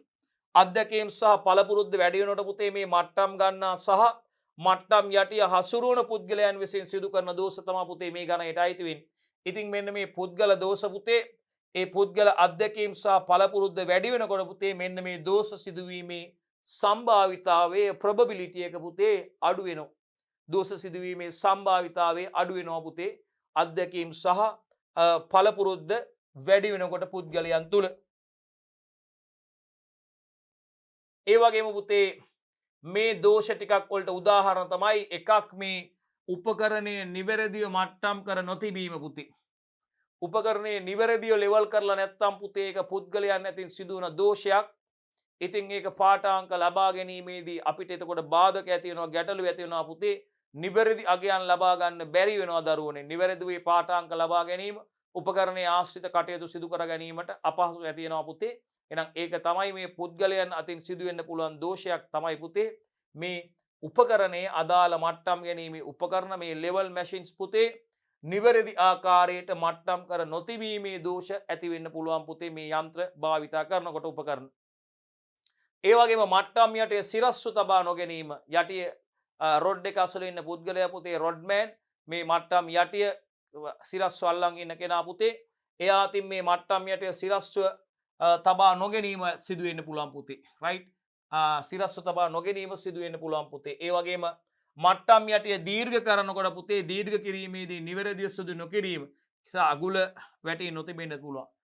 උඩට මට්ටම් යට උඩට ගහන්න පුළුවන් පුතේ දික් කරන්න පුළුවන් අදාළ ස්ථානය දක්වා දික් කරලා පුතේ අගුල වැටෙන තුරුවේ දික් කිරීම කරන්න පුළුවන්. අගුල නොවැටී තිබුණොත් පුතේ එතන පාඨාංක ලබා ගැනීමේදී දෝෂ ඇති වෙන්න පුළුවන්. ඉතින් විශේෂයෙන්ම සැලකිලිමත් වෙන්න ඕනේ පුතේ ඔබ ප්‍රායෝගික පරීක්ෂණයකදී හරි මේ දේ කරනකොට ඔබ මට්ටම් යට දික් කිරීමේදී පුතේ අවශ්‍ය ප්‍රමාණයට දික් කිරීමේදී ඒ ස්ථානයේ දක්වා අදාළ අගය දක්වා පුතේ දීර්ඝ කිරීමේදී මේ අගුල වැටෙන තුරු ඒකේ අගුල ඉහළට කරපුවාම පුතේ අදාළ තැනදී මේ අගුල වැටෙන තුරුයේ දීර්ඝ කිරීම දික් කිරීම සිදු කරන්න ඕනේ පුතේ. නැත්නම් ඒකත් අපිට මේ මට්ටම් යටිය සම්බන්ධ දෝෂයක් විදියට හඳුන්වන්න පුළුවන්. එනං ඒක මතක තියාගන්න පුතේ මට්ටම් යටිය දීර්ඝ කිරීමේදී දික් කරන්න පුළුවන් පුතේ. දීර්ඝ කිරීමේදී ඒ දීර්ඝ කිරීම නිවැරදිව සිදු කරේ නැත්නම් පුතේ මොකද වෙන්නේ? ඒ නිසා එහි අගුල වැටී නොතිබීම අගුල වැටෙන්නේ නැතුව තියෙන්න පුළුවන්. එහෙනම් ඒක නිසා දීර්ඝ කරනකොට පුතේ මේ අගුල වැටෙන තුරු මට්ටම් යෂ්ටිය දීර්ඝ කිරීම සිදු කරන්න ඕනේ. ඒක අනිවාර්යයෙන්ම කරන්න ඕන දෙයක් පුතේ. ඒ නිසා ඒක මතක තබා ගත යුතුයි ඔබ. උපකරණයේ සිට පෙර දර්ශන ස්ථානයට සහ පසු දර්ශන ස්ථානයට දුර සමාන නොවීම. ඒකත් පුතේ දෝෂයක් විදිහට අපිට ගන්න පුළුවන් පුතේ. ඉන්ස්ට්‍රුමන්ට් එකේ ඉඳන් පුතේ උපකරණයේ ඉඳන් ෆෝසයිට් එකට සහ බැක් සයිට් එකට තියෙන දුර සමාන නොවීම පුතේ. අනිවාර්යයෙන් මේ උපකරණයේ ඉඳන් පුතේ පෙරදර්ශන ස්ථානයට අපි කියනවා FS එකට සහ ඒ වගේම BS එකට පුතේ පසුදර්ශන පාඨාංකයට පසුදර්ශන ස්ථානයට තියෙන දුර සමාන නොවීමත් පුතේ පුද්ගල දෝෂ විදිහට අපිට හඳුන්වන්න පුළුවන්. ඒකත් මතක තියාගන්න දුවේ පුතේ. ඒ වගේම පුතේ මේ පාඨාංක කිහිපයක් ගැනීමෙන් පසු තෙපාවේ පිහිටීම වෙනස් වී උපකරණය මට්ටම් නොවී තියෙන්න පුළුවන් පුතේ. පාඨාංක දෙක තුනක් කිහිපයක් ගන්නකොට පුතේ විශේෂයෙන්ම හරි මතක තියාගන්න පුතේ පාඨාංක කිහිපයක් ගන්නකොට අපිට පාඨාංක කිහිපයක් ගන්න සිදුවන අවස්ථාවලට මුහුණ දෙන්න තියෙනවා පුතේ. මේ මට්ටම් ගැනීමේ ක්‍රියාවලියේදී පුතේ එතකොට පුතේ පාඨාංක කිහිපයක් ගත්තට පස්සේ පුතේ මේ ට්‍රයිපෝඩ් එක තෙපාවේ පිහිටීම වෙනස් වෙලා පුතේ වෙනස් වීම නිසා උපකරණයේ ලෙවල් නොවී තියෙන්න පුළුවන් පුතේ උපකරණයේ මට්ටම් නොවී තියෙන්න පුළුවන් පුතේ ඒකත් මේ පුද්ගල දෝෂ වලට අපිට හඳුන්වන්න පුළුවන්. එතකොට පාඨාංකේ වැරදි ලෙස කියවන්න පුළුවන් පුතේ. ඇත්තටම අපි කිව්වොත් 3.125 කියනක පුතේ 3.215 එහෙම නැත්නම් 3.52 කොහොම එක වැරදිලා කියවෙන්න පුළුවන් පුතේ. රයිට් නැත්නම් දෙක ඉස්සරහට ඇවිල්ලා එහෙම කියන්න පුළුවන්. නිවැරදියාගේ කියවන්නේ නැතුව පුතේ මේ පාඨාංක කියවීමේදී දෝෂ ඇති වෙන්න පුළුවන් පුතේ. ඒ කියන්නේ පාඨාංකේ වැරදි ලෙස කියවන්න පුළුවන්. ඒ වගේම පාඨාංකේ වැරදි ලෙස සටහන් කරගන්න පුළුවන් පුතේ. 23.32 කියන එක පුතේ 23.23 කියලා සටහන් කරගන්න පුළුවන්. වැරදි විදිහට සටහන් කරගන්න පුළුවන් පුතේ පාඨාංක. රයිට්. ඉතින් ඒකත් පුද්ගල දෝෂයක් විදිහට පර්සනල් එරර්ස් විදිහට කියන්න පුළුවන් පුතේ. ඒ වගේම මේ පාඨාංක වැරදි තීරුවක සටහන් කරලා තියන්න පුළුවන් පුතේ. නැගුම් බැසුම් පාඨාංක දරුවනේ FS පාඨාංක BS පාඨාංක ඌනිත උස සම්බන්ධ පාඨාංක ඉතින් මේ පාඨාංක වැරදි තීරුවක සටහන් කරලා තිබීමක් දරුවනේ පුද්ගල දෝෂ පර්සනල් එරර්ස් විදිහට අපිට හඳුන්වන්න පුළුවන්. මතක තියාගන්න. ඒවත් අපේ විභාගයට අහනවා පුතේ අනිවාර්යයෙන්ම පුද්ගල දෝෂයට ඇතිව දේවල් අහනවා. මතක තියාගන්න ඕනේ විහුගත බහුවර්ණ සහ රචනා ප්‍රශ්න වලට අපිට අතිශය වැදගත් වෙනවා පුතේ. මේ පාඨාංක වැරදි තීරුවක සටහන් කරලා තිබ්බහමත් වගේ ඒකත් ඒවා පුද්ගල දෝෂ විදියටයි පුතේ අපි ගන්න. එරර්ස් විදියට පර්සනල් එරර්ස් විදියටයි ගන්නෙ. හරි. ඊළඟට ගණනය කිරීමේදී සිදුවන දෝෂ පුතේ. ගණනය කිරීමේදී අසම්පාත දෝෂ ඇති වෙන්න පුළුවන් පුතේ. ගණනය කිරීමේදී ඇති වෙන දෝෂ පුතේ අසම්පාත දෝෂ. උපකරණාශ්‍රිත දෝෂ ඇති වෙන්න පුළුවන් පුතේ. මට්ටම් උපකරණය සහ මට්ටම් යටි ආශ්‍රිත දෝෂ තියෙන්න පුළුවන් පුතේ. මේ උපකරණ අලුත් වැඩියා කිරීමෙන් මේ දෝෂයේ බලපෑම අවම කරගන්න පුළුවන් පුතේ. විශේෂයෙන්ම මේ තෙපාවේ විකෘතිතා ඇති වෙන්න පුළුවන් පුතේ ට්‍රයිපෝඩ් එකේ. උපකරණයේ නිෂ්පාදන දෝෂ එන්න පුළුවන් පුතේ. ඒ වගේම උපකරණයේ මට්ටම් කළද මට්ටම් බුබුල මේ අත ගමන් කිරීම සිදු වෙන්න පුළුවන් පුතේ. මට්ටම් යටි අංකණය ආශ්‍රිත දෝෂ ඇති වෙන්න පුළුවන් පුතේ. බලන්නකො උපකරණ ආශ්‍රිත දෝෂ පුතේ මට්ටම් උපකරණයේ සහ මට්ටම් යටිය ආශ්‍රිතවද දෝෂ පවතින්න පුළුවන් පුතේ. ඉතින් උපකරණයේ අලුත් වැඩියා කිරීමෙන් මේ දෝෂයේ බලපෑම අවම කරගන්න පුළුවන්. මතක තියාගන්න. ගණනය කිරීමේදී සිදු වෙන්න පුළුවන් පුතේ දෝෂ අසම්පාත දෝෂ. උපකරණයේ ආශ්‍රිත දෝෂ ඇති වෙන්න පුළුවන් පුතේ. විශේෂයෙන්ම මතක තියාගන්න පුතේ. මට්ටම් උපකරණයේ සහ මට්ටම් යටිය ආශ්‍රිතවත් දෝෂ තියෙන්න පුළුවන්. විශේෂයෙන් උපකරණය අලුත් වැඩියා කිරීමෙන් මේ දෝෂයේ බලපෑම අපිට අවම කරගන්න පුළුවන්. තෙපාවේ විකෘතිතා ඇති වෙන්න පුළුවන් පුතේ. උපකරණයේ නිෂ්පාදන දෝෂ ඇති වෙන්න පුළුවන් පුතේ. උපකරණයේ මට්ටම් කළද මට්ටම් බුබුල මේ අත ගමන් කිරීම සිදු වෙලා තියෙන්න පුළුවන්. මට්ටම් යටි අංකණය මට්ටම් යටි අංකන ආශ්‍රිත දෝෂ තියෙන්න පුළුවන් පුතේ. හරි. ස්වභාවිකව පරිසරය ආශ්‍රිත දෝෂ එන්න පුළුවන් පුතේ. ස්වභාවික පරිසරය ආශ්‍රිත දෝෂ එන්න පුළුවන්. මේ සඳහන් කළ දෝෂ වර්ග දෙකෙහිම බලපෑම අවම කරන්න පුළුවන් වුණත් පුතේ අපි කියපු මේ ස්වභාවික පරිසරය ආශ්‍රිත දෝෂවල බලපෑම අවම කරන්න බැහැ පුතේ. කෙසේ නමුත් මෙහිදී එම දෝෂ ඉබේම අවහොසි වීම සඳහා උපක්‍රම භාවිතා කරන්න පුළුවන් පුතේ. ස්වභාවික පරිසරය ආශ්‍රිත දෝෂ ගත්තාම පුතේ ඒක තමයි අපිට කලින් කතා කරපු දෝෂ වර්ග දෙකම පුතේ අපිට රයිට් බලපෑම අවම කරන්න පුළුවන් පුතේ. නමුත් ස්වභාවික පරිසරය ආශ්‍රිත දෝෂවල බලපෑම අවම කරන්න බැහැ පුතේ. කොහොම වුණත් පුතේ මේකෙදී අපි දෝෂ ඉබේම අවහොසි වීම සඳහා උපක්‍රම භාවිතා කරනවා. හරි. රයිට් පුතේ අපි යනවා 27 වෙනි ප්‍රශ්නෙට සමෝච්ච රේඛා සිතියම් වල භාවිත සඳහන් කරන්න කියනවා පුතේ. ප්‍රශ්න අංක 27 ලියා ගන්න දරුවනේ. අපි වින්නේ 27 වෙනි ප්‍රශ්නේ පුතේ ප්‍රශ්න අංක 27 සමෝච්ච රේඛා සිතියම් වල භාවිත සඳහන් කරන්න කියන ප්‍රශ්නේ ඉන්නේ පුතේ. තුන්වන වර්ගයට අදාළ සමාලෝචන ප්‍රශ්න අවසන් කොටසේ ඉන්නේ පුතේ අපි. ඉතින් මේ රචනා බහුවර්ණ ව්‍යුහගත මාදිරියේ ප්‍රශ්නවලදී අහන්න පුළුවන් ප්‍රශ්න වලට පිළිතුරු තමයි පුතේ අපි සාකච්ඡා කරන්නේ. අනිවාර්යයෙන්ම විභාගයට අහන්න පුළුවන් දේවල් ස්ථීරවම අහන දේවල් ඇතුළත් කරලා තියෙන පුතේ. ඉතින් ප්‍රශ්න අංක 27න් අපි කතා කරන්නේ මේ සමෝච්ච රේඛා සිතියම් වල භාවිත සඳහන් කරන්න කියලා. ඒ ප්‍රශ්نين අපි කතා කරන්නේ පුතේ. රයිට් ලියා ගන්න පුතේ ප්‍රශ්නේ සමෝච්ච රේඛා සිතියම් වල භාවිත සඳහන් කරන්න කියලා දරුවෝ. අපි බලමු. භූ විෂමතාවයේ මනවින් නිරූපණය කිරීමට සමෝච්ච රේඛා සිතියම් භාවිතා කරන්න පුළුවන්. අංක 1 බලන්නකෝ. මොකද්ද භූ විෂමතාවයේ මනමින් නිරූපණය කිරීමට සමෝච්ච රේඛා සිතියම් භාවිතා කරන්න පුළුවන්. භූ විෂමතාවයේ ඊතා හොඳින් නිරූපණය කරන්න යම් කිසි භූමියක විෂමතාවය ඊ타මත්ම හොඳින් නිරූපණය කිරීම සඳහා පුතේ භූ විෂමතාවයේ මනමින් නිරූපණය කිරීමට අපිට සමෝච්ච රේඛා සිතියම් භාවිතා කරන්න පුළුවන් පුතේ. ඒ වගේම මෙහිදී බලන්න පුතේ පොළවේ ත්‍රිමාන පිහිටීම දිග පළල උස ද්විමාන තලයක් දිග පළල පමණක් සහිත මත නිරූපණය කරන්න පුළුවන් පුතේ. මෙම සමෝච්ච රේඛා සිතියම් බොහෝ ඉංජිනේරුමය කාර්යයන් සඳහා භාවිතා වෙනවා. මේ සමෝච්ච රේඛා සිතියම් පුතේ බොහෝමයක් ඉංජිනේරුමය කාර්යයන් සඳහා භාවිතා වෙනවා. අදාළ ප්‍රදේශයට යන්නේ නැතුව පුතේ ඒ ප්‍රදේශයේ භූ විෂමතාවයේ පිළිබඳ අදහසක් ලබා ගැනීමට සමෝච්ච රේඛා සිතියම් බහුල යොදා ගන්නවා. බලන්න එකක් කිව්වා අපි කතා කරේ සමෝච්ච රේඛා සිතියම් වල භාවිතය. බලන්නකො පළවෙනි එක භූ විෂමතාවයේ මනමින් නිරූපණය කිරීමට සමෝච්ච රේඛා සිතියම් භාවිතා කරන්න පුළුවන්.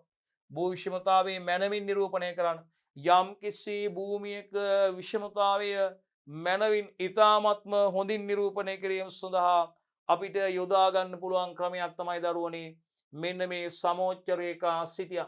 එනම් භූ විෂමතාවයේ මනවින් නිරූපණය කිරීමට සමෝච්ච රේඛා සිතියම් භාවිතා වෙනවා දරුවනේ. ඒ වගේම අපි මේකෙදි පොළවේ ත්‍රිමාන පිහිටීම දරුවනේ විශේෂයෙන්ම දිග පළල උස වගේ මේවා ද්විමාන තලයක, ඒ කියන්නේ දිග පළල විතරක් සහිත ද්විමාන තලයක් මත නිරූපණය කිරීම සිදු කරනවා දරුවනේ. මේ සමෝච්ච රේඛා සිතියම් බොහෝ ඉංජිනේරු කාර්යයන් සඳහා භාවිතා වෙනවා. සමෝච්ච රේඛා සිතියම් දුවේ පුතේ බොහෝමයක් ඉංජිනේරුමය කාර්යයන් සඳහා භාවිතා වෙනවා දුවේ පුතේ. ඒක මතක තියාගන්න. සමෝච්ච රේඛා සිතියම් දුවේ පුතේ බොහෝමයක් ඉංජිනේරුමය කාර්යයන් සඳහා භාවිතා වෙනවා. ඒකත් අපි පැහැදිලිව මතක තියාගන්න අවශ්‍ය වෙනවා. රයිට්. සමෝච්ච රේඛා සිතියම් බොහෝ ඉංජිනේරුමය කාර්යයන් සඳහා භාවිතා වෙනවා. ඊළඟට අදාළ ප්‍රදේශයට යන්නේ නැතුව පුතේ ඒ ප්‍රදේශයේ භූ විෂමතාවයේ පිළිබඳ අදහසක් ලබා ගැනීමට රේඛා සිතියම් බහුලවම භාවිතා කරනවා. මොකද්ද? අපිට අදාළ භූමි ප්‍රදේශයට යන්නේ නැතුව ඒ ප්‍රදේශයේ අනිවාර්යයෙන්ම ඕනේ පුතේ භූ විෂමතාවයේ පිළිබඳ අයිඩියා එකක් ගන්න අපිට සමෝච්ච රේඛා සිතියම් බහුල යොදා ගන්න. අදාළ ප්‍රදේශයට යන්නේ නැතුව ඒ ප්‍රදේශයේ භූ විෂමතාවයේ පිළිබඳ අයිඩියා එකක් අදහසක් ලබා ගැනීමට සමෝච්ච රේඛා සිතියම් බහුල යොදා ගන්න පුළුවන්. ඒ වගේම මේ සිතියම් භාවිතයෙන් ප්‍රදේශයේ ඉහළම ස්ථානයේ සහ පහළම ස්ථානයේ පිළිබඳව බෑවුම් පිළිබඳව බෑවුමේ දිශාව පිළිබඳව කඳුකර සහිත ප්‍රදේශයක්ද තැනිතලා ප්‍රදේශයක්ද කියන එක පිළිබඳ අදහසක් ලබා ගන්න පුළුවන් පුතේ. ඒක ඉතාමත්ම වටිනවා මේ සිතියම් භාවිතයෙන්. රයිට් අපි එළියට ඇදලා ගමු. වැදගත් ප්‍රදේශයේ ඉහළම ස්ථානය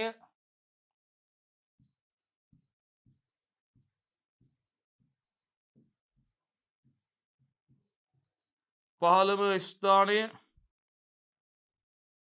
රයිට්.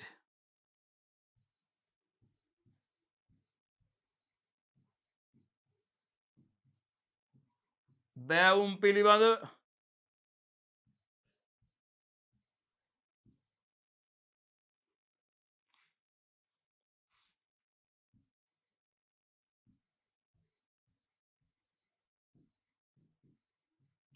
බෑවුමේ දිශාව පිළිබඳ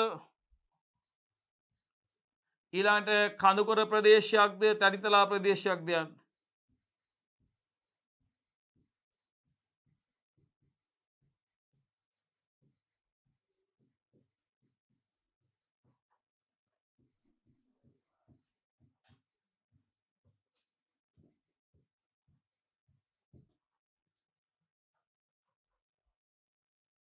අදහසක් ලබා ගන්න පුළුවන්. එහෙනම් මේ සිතියම් භාවිතයෙන් ප්‍රදේශයේ ඉහළම ස්ථාන සහ පහළම ස්ථානයේ පිළිබඳව බෑවුම පිළිබඳව බෑවුමේ දිශාව පිළිබඳව ඒ වගේම කඳුකර ප්‍රදේශයක්ද තැනිතලා ප්‍රදේශයක්ද කියන එක පිළිබඳව අවබෝධයක් ලබා ගන්න පුළුවන්. බලන්න ප්‍රදේශයේ ඉහළම ස්ථානයේ සහ පහළම ස්ථානයේ පිළිබඳ බෑවුම් පිළිබඳ බෑවුමේ දිශාව පිළිබඳ කඳුකර ප්‍රදේශයක්ද තැනිතලා ප්‍රදේශයක්ද යන්න පිළිබඳ අපිට වැදගත් වෙනවා පුතේ.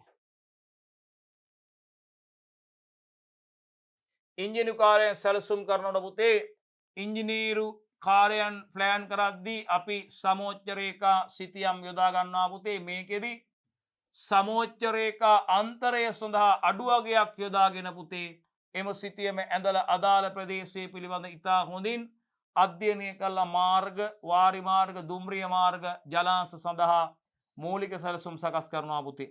ඉතින් මහා මාර්ගයක සැලසුම් සැකසීමේදී මාර්ගයේ ආනතිය වංගු ප්‍රමාණය මාර්ගයේ දිග වගේ කරුණු පිළිබඳව සමෝච්ච රේඛා සිතියමක් යොදාගෙන තීරණය ගන්න පුළුවන්.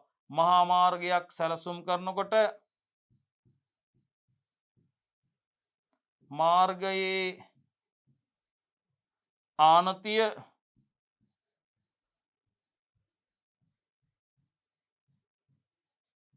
වංගු ප්‍රමාණය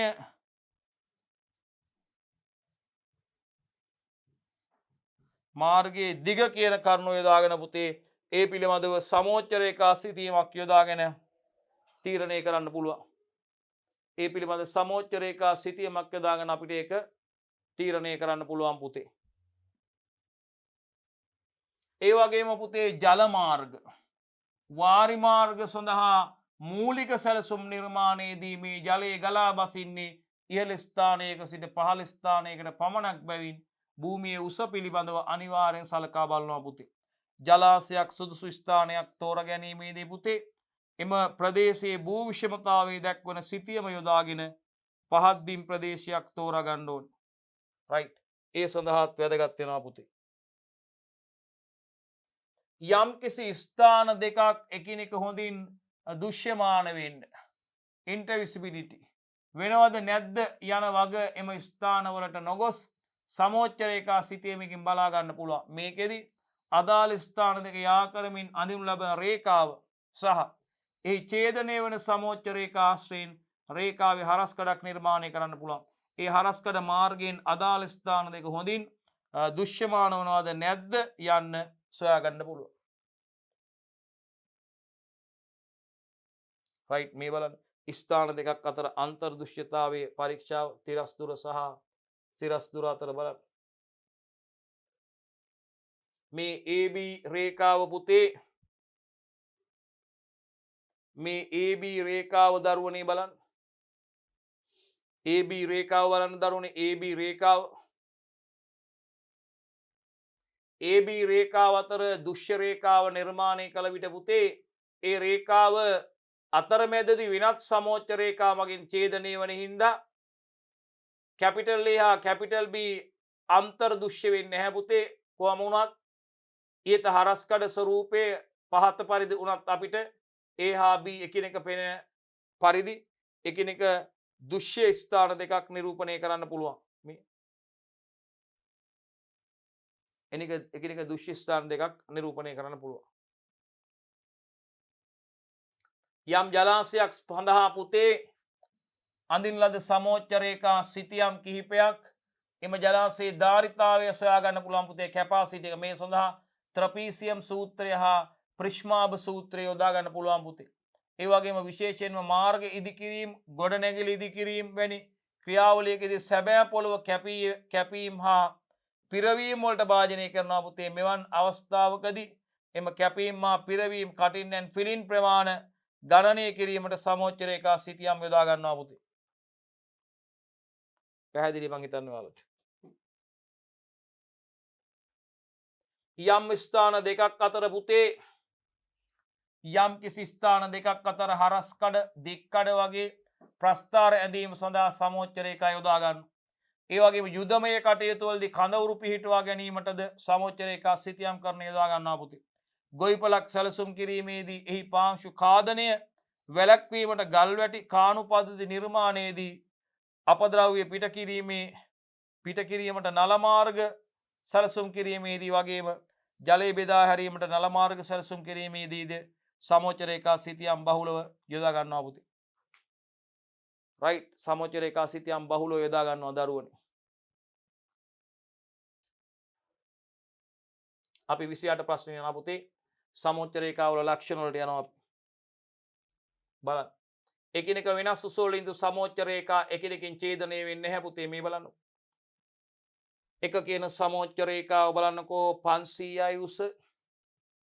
දෙක කියන සමෝච්ච රේඛාව බලන්නකෝ 400යි.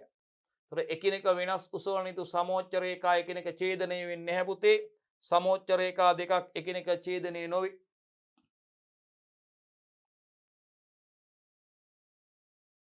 ඒකයි මෙතනින් පෙන්눔 කරන්නේ. එකිනෙක වෙනස් උස වලින් යුතු බලන්න එක 500යි දෙක 400යි. ඉතින් මොකද කියන්නේ එකිනෙක වෙනස් උස වලින් යුතු සමෝච්ච රේඛා දෙකක් එකිනෙක ඡේදනය වෙන්නේ නැහැ කියනවා. එහෙනම් සමෝච්ච රේඛා දෙකක් එකිනෙකින් ඡේදනය වෙන්නේ නැහැ පුතේ.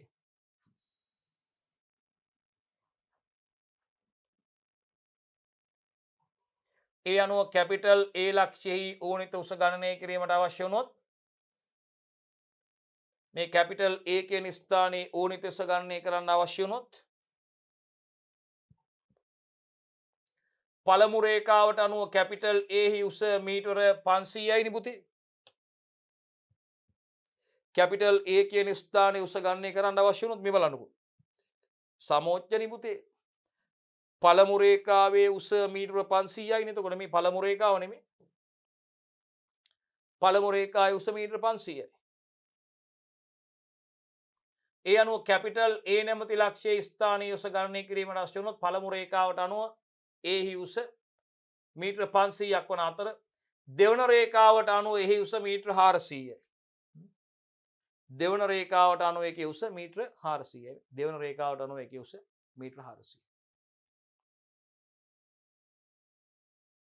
කෙසේ නමුත් යම් ලක්ෂයක් සඳහා උස පිළිබඳ පාඨාංක දෙකක් තියෙන්න බැහැනේ පුතේ. යම් ලක්ෂයක උස පිළිබඳව පාඨාංක දෙකක් තියෙන්න බැහැනේ. ඒ අනුව පැහැදිලි වෙන්නේ සමෝච්ච රේඛා දෙකක් එකිනෙක ඡේදනය විය නොහැකි බවයි. කෙසේ නමුත් සිරස් කඳු පර්වතයක් සඳහා සමෝච්ච රේඛා සිතියමක් ඇඳීමේදී සමෝච්ච රේඛා එකිනෙක ඡේදනය වෙන්න පුළුවන්. මොකක් සඳහාද පුතේ? විශේෂයෙන්ම පැහැදිලි වෙන්නේ සමෝච්ච රේඛා දෙකක් එකිනෙක ඡේදනය වෙන්නේ නැහැ. හැබැයි සිරස් කඳු පර්වතයකදී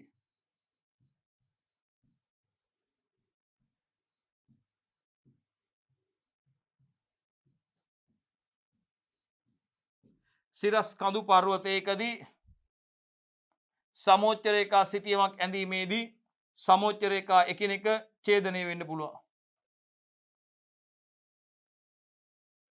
මේ බලන්න. සිරස් කඳු පර්වතයක පිහිටන සමෝච්ච රේඛා බලන්නකෝ. ඒකයි කිව්වේ මොකද්ද කිව්වේ? පැහැදිලි වෙන්නේ සමෝච්ච රේඛා දෙකක් එකිනෙක ඡේදනය වෙන්න බෑ. හැබැයි සිරස් කඳු පර්වතයක් කරහා සමෝච්ච රේඛා සිතියමක් ඇන්දොත් සමෝච්ච රේඛා එකිනෙක ඡේදනය වෙන්න පුළුවන්. සිරස් කඳු පර්වතයක් සඳහා සමෝච්ච රේඛා සිතියමක් ඇඳීමේදී සිරස් කඳු පර්වතයක් සඳහා සමෝච්ච රේඛා සිතියමක් ඇඳීමේදී සමෝච්ච රේඛා එකිනෙක ඡේදනය වෙන්න පුළුවන්. සිරස් කඳු පර්වතයක් සඳහා සමෝච්ච රේඛා අඳිනකොට සමෝච්ච රේඛා එකිනෙක ඡේදනය වෙන්න පුළුවන් 700 600 500 400 300. සිරස්ව පිහිටන පර්වතයක් මෙන් සිරස් කඳු පර්වතයක සමෝච්ච රේඛා එකිනෙක ඉතා ළඟින් පිහිටයි නම් පුතේ එමගින් තීව්‍ර බෑවුමක් සහිත ප්‍රදේශයක් නිරූපණය කරන අතර මද බෑවුමක් නිරූපණය කිරීමේදී සමෝච්ච රේඛා එකිනෙකට ඈතින් පිහිටයි. මතක තියාගන්න දරුවනේ කඳු පර්වතයක ප්‍රදේශයක සමෝච්ච රේඛා එකිනෙකින් ඉතා ළඟින් පිහිටන නම් එමගින් තීව්‍ර බෑවුමක් සමෝච්ච රේඛා එකිනෙකට ඉතා ළඟින් පිහිටන නම් දරුවනේ සමෝච්ච රේඛා එකිනෙක ඉතා ළඟින් පිහිටනවා නම් දරුවනේ එමගින් තීව්‍ර බෑවුමක්ද සමෝච්ච රේඛා තීව්‍ර බෑවුම් සහිත ප්‍රදේශයක් නිරූපණය කරන අතර මද බෑවුමක් නිරූපණය කිරීමේදී සමෝච්ච රේඛා එකිනෙකට ඈතින් පිහිටන පරිදි වේ. බලන්න තීව්‍ර බෑවුම කොහොමද බලන්න සමෝච්ච රේඛා නිරූපණය තීව්‍ර බෑවුම අර 200 220 240 260 280 300 සමෝච්ච රේඛා නිරූපණය මද බෑවුම් බලන්න සමෝච්ච රේඛා නිරූපණය සමෝච්ච රේඛා මගින් විවිධ බෑවුම් වර්ග නිරූපණය කරන්න පුළුවන්. මේ බලන්න එකාකාරී බෑවුම් ප්‍රදේශයක් සඳහා සමෝච්ච රේඛා සමාන දුරින් පිහිටුවයි. මේ බලන්න 50 150 200 සමෝච්ච රේඛා නිරූපණය එකාකාරී බෑවුමක නිරූපණය. මේ බලන්න භූ විෂමතාවයේ අක්‍රමවත් අවස්ථාවකදී සමෝච්ච රේඛාද අක්‍රමවත් ලෙස විවිධ දුරින් පිහිටනවා. මේ භූ විෂමතාවයේ අක්‍රමවත් ප්‍රදේශයක සමෝච්ච රේඛා 400 500 600 700 400 500 600 700 විෂමතාවයේ අක්‍රමවත් අවස්ථාවකදී සමෝච්ච රේඛාව රයිට් භූ විෂමතාවයේ අක්‍රමවත් අවස්ථාවේ සමෝච්ච රේඛාද අක්‍රමවත් ලෙස විවිධ දුර වලින් තියෙනවා.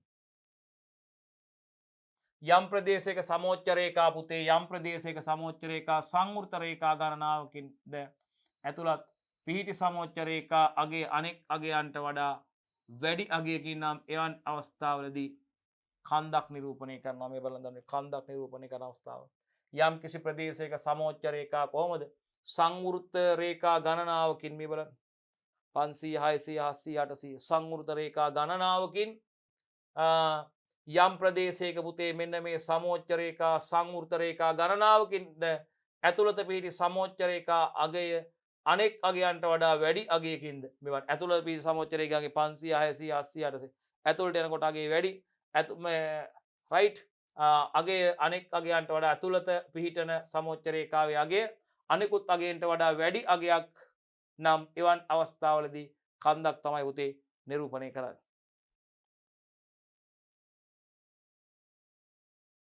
එමෙන්ම සංවෘත සමෝච්ච රේඛාවලින් ඇතුළත පිහිටි රේඛාවේ අගය අඩු අගයකින් නිරූපණය කරන්නේ අවපාතයක. බලන්නකො ඒ වගේම සංවෘත සමෝච්ච රේඛාවලින් ඇතුළත පිහිටි රේඛාවේ අගය අඩු අගයකින් මේ ඇතුළත පිහිටි රේඛාවේ අගය අඩු අගයකින් 200 300 400 500 නිරූපණය කෙරෙන්නේ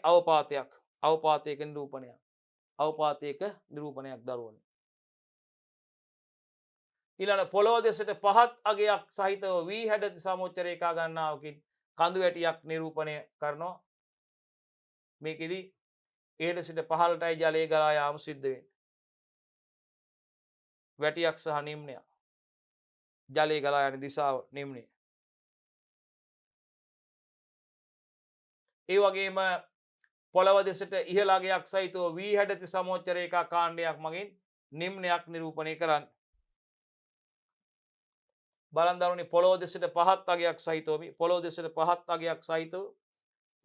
පහත් අගයක් සහිතව වී හැඩති සමෝච්ච රේඛා ගණනාව කඳු වැටියක් නිරූපණය කෙරේ. මේකෙදි ඉහළ සිට පහළටයි ජලය ගලාගෙන යන්නේ. ඒ වගේම පොළොව දෙසට ඉහළ අගයක් සහිත වී හැඩති සමෝච්ච රේඛා ඛණ්ඩයක් මගින් නිම්නයක් නිරූපණය කරනවා දරුවනේ. සාමාන්‍ය සමෝච්ච රේඛා අඳිනකොට තියුණු හැරුම් ලක්ෂ භාවිතා කරන්නේ මේවා භාවිතා කරන්න මේ විදිහට සුමට පෘෂ්ඨයි භාවිතා කරන්න දරුවනේ. උස් සමභූමියකදී නම් සානුවක් නිරූපණය කරනවා දරුවනේ. එය වටකර සමෝච්ච රේඛා පවතින අතර ප්‍රදේශයේ මධ්‍යයට වන්නට සමෝච්ච රේඛා දකින්න නැහැ පුතේ. මේ බලන්න. උස් සමභූමියක් නිරූපණය.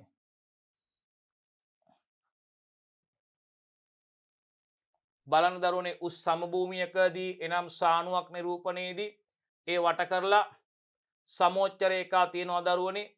ප්‍රදේශයේ මධ්‍යයට වන්නට සමෝච්ච රේඛා දකින්න නැහැ. සාමාන්‍යයෙන් යම් ප්‍රදේශයක් දක්වන්න පුතේ ඒ ප්‍රදේශය ආවරණය කිරීම සඳහා සමෝච්ච රේඛා කිහිපයක් නිරූපණය වන පරිදි සමෝච්ච අන්තරය සඳහා අගයක් තෝරගන්න ඕනේ පුතේ. සාමාන්‍යයෙන් මතක තියාගන්න පුතේ යම් ප්‍රදේශයක් දැක්වීමේදී ඒ ප්‍රදේශය ආවරණය කිරීම සඳහා සමෝච්ච රේඛා කිහිපයක් නිරූපණය වන පරිදි සමෝච්ච රේඛා අන්තරය සඳහා අගයක් තෝරගන්න ඕනේ.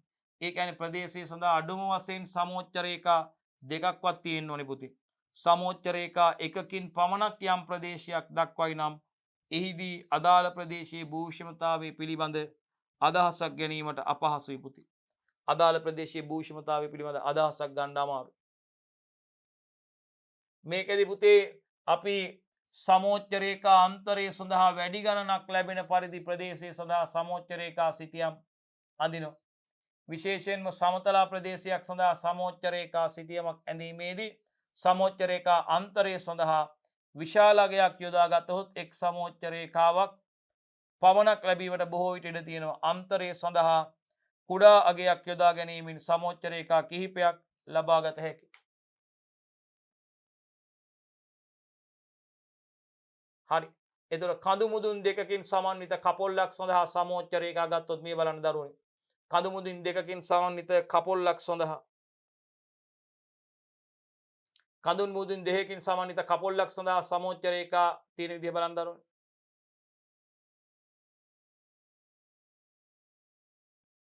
right 29 පුතේ සමෝච්ච රේඛා ඇදීමේ ක්‍රියාවලියේදී අපි අවධානය යොමු කරතු කරුණු ගැන කතා කරන්න යන්නේ. ප්‍රශ්නාංක 29 ලියන්න පුතේ. ප්‍රශ්නාංක 29 ලියා ගන්න පුතේ. අපි කතා කරන්න යන්නේ සමෝච්ච රේඛා ඇදීමේ ක්‍රියාවලියේදී මේ අවධානය යොමු කළ යුතු කරුණු මොනවද කියලා ඉදිරියේ පුතේ අපි කතා කරන්න යන්නේ. සමෝච්ච රේඛා ඇදීමේ ක්‍රියාවලියේදී අවධානය යොමු කළ යුතු කරුණු. සමෝච්ච රේඛා පුතේ සිනිඳු හා සියුම් වීම. සමෝච්ච රේඛා සිනිඳු හා සියුම් වෙන්න ඕනේ දරුවනේ. සමෝච්ච රේඛා සිනිඳු හා සියුම් වෙන්න ඕනේ දරුවනේ. සමෝච්ච රේඛා සිනිඳු හා සියුම් වෙන්න ඕනේ දරුවනේ. ඒ වගේම සමෝච්ච රේඛා එකාකාර පළලකින් යුක්ත වෙන්න ඕනේ පුතේ. සමහර අවස්ථාවලදී ප්‍රධාන සමෝච්ච රේඛා ඉස්මතු කිරීමට ඒවා සඳහා වැඩි පළලක් වූ අඳුරු වර්ණ යොදා ගන්න ඕනේ පුතේ. සමෝච්ච රේඛාවල අගයන් නිරූපණය කිරීමට කුඩා හිස් ඉඩක් තියෙන්න ඕනේ සහ අගය වැඩි වෙන පිළිවෙලට ඒවා දක්වන්න ඕනේ. මේ බලන්න සමෝච්ච රේඛා නම් කිරීම 100 120 140 160 180 200 ආකාරයට. right 100 120 140 160 180 200 ආකාරයට. ඊළඟට සමෝච්ච රේඛා සඳහා තියුණු හැරුම් ලක්ෂ්‍ය යොදා ගැනීමට යොදා නොගැනීම සුමට වක්‍රය යොදා ගන්න පුතේ. මේක සුදුසු නැහැ. මේක සුදුසුයි. සමෝච්ච රේඛා සඳහා තියුණු හැරුම් ලක්ෂ්‍ය පුතේ මේ ආකාරයට යොදා ගන්න නැහැ. සුමට වක්‍රය යොදා ගැනීම සිද්ධ වෙයි. ඉතින් මේකෙදී රේඛා ඇඳීම සඳහා සුදුසු කෝදුවක් භාවිතා නොකරන අතර නිදහස් අතින් තමයි පුතේ මේ රේඛා අඳින්නේ. නිදහස් අතින්. right මේ රේඛා පුතේ නිදහස් අතින් අඳින්න. හරි. යම් ප්‍රදේශයක් නිරූපණය කරන සමෝච්ච රේඛාවක් අතරමැද නතර වෙන්නේ නැහැ පුතේ. යම් ප්‍රදේශයක් නිරූපණය කරන සමෝච්ච රේඛාවක් අතරමැද නොනවති. ඒවා අනිවාර්යෙන්ම අදාළ ප්‍රදේශයෙන් ඉවතට ගමන් කළ යුතුය. එසේ නැතහොත් වක්‍ර ස්වරූපයෙන් පවතින්න ඕන. ප්‍රශ්නාංක 30ට යනවා පුතේ. අපි යම්කිසි භූමි කොටසක් තලමේස මැනීම මගින් මැනීමේ ක්‍රියාවලිය සිදු කරන ආකාරය පැහැදිලි කරන්න කියන්නේ පුතේ. ඉතින් යම්කිසි භූමි කොටසක් හරි තලමේස මැනුම් මගින් මැනීමේදී අපි අනුගමනය කරන්න ඕන පියවර කිහිපයක් තියෙනවා පුතේ. එකක් තමයි තලමේසේ තෙපා මත සවි කරන්න ඕනේ දරුවනේ. තලමේසේ මැනුම් ස්ථානයක් මත පිහිටවන්න ඕනේ. පොළොව මත ඇති භූ ලක්ෂණ සඳහා මිනුම් ලබා ගන්න ඕනේ දරුවනේ. එහෙනම් බලන්න යම් කිසි භූමි කොටසක් තලමේස මැනුම් මගින් මැනීමේදී පහත පියවර අනුගමනය කරන්න ඕනේ. තලමේසේ තෙපා මත සවි කරන්න එපා පුතේ අනිවාර්යයෙන්ම. ඉඩමේ මැදට වෙන්නට ඉඩමේ මායින් හොඳින් පේන ස්ථානයක පැහැදිලිව පේන ස්ථානයක තලමේසේ තෙපා මත සවි කරන්න ඕනේ පුතේ. ඒකයි අපි කිව්වේ තෙපා මත නැංගු අඳින පූර්ව කියන. ඊළඟට තලමේසේ මැනුම් ස්ථානයක් මත පිහිටවන්න ඕනේ පුතේ. ඒ වගේම පොළොව මත ඇති භූ ලක්ෂණ සඳහා මිනුම් ගැනීම සිදු කරන්න ඕනේ කියලා. පොළොව මත තියෙන භූ ලක්ෂණ සඳහා මිනුම් ගැනීම පුතේ අනිවාර්යයෙන්ම සිදු කරන්න ඕනේ. මේ තියෙන තලමේසේ තෙපා මත සවි කිරීම පුතේ. තෙපාවේ පාද හොඳින් විසිරුවලා එහි ඉහළ පෘෂ්ඨයේ මට්ටම් වන පරිදි පොළොව මත හොඳින් සවි කරන්න ඕනේ දරුවනේ. පොළවේ පෘෂ්ඨයේ මට්ටම් නැත මෙසේ තෙපාව සවි කිරීමට සුදුසු නොවේ මේ විදිහට. මෙන්න තෙපාවේ පෘෂ්ඨයේ මට්ටම. රයිට්. තෙපාවේ පෘෂ්ඨය මට්ටම් නැහැ. මෙසේ තෙපාව සවි කිරීම සුදුසු නැහැ. මෙන්න තෙපාවේ පෘෂ්ඨය මට්ටම් ලෙවල්. මේකෙදි තෙපාවේ පෘෂ්ඨයේ ලෙවල් නැහැ. තෙපාවේ පෘෂ්ඨයේ මට්ටම් නැත මෙසේ තෙපාව සවි කිරීමට සුදුසු නැහැ. අතනදී තෙපාවේ පෘෂ්ඨයේ මට්ටම්. ට්‍රයිපෝඩ් එකේ පෘෂ්ඨයේ මට්ටම්.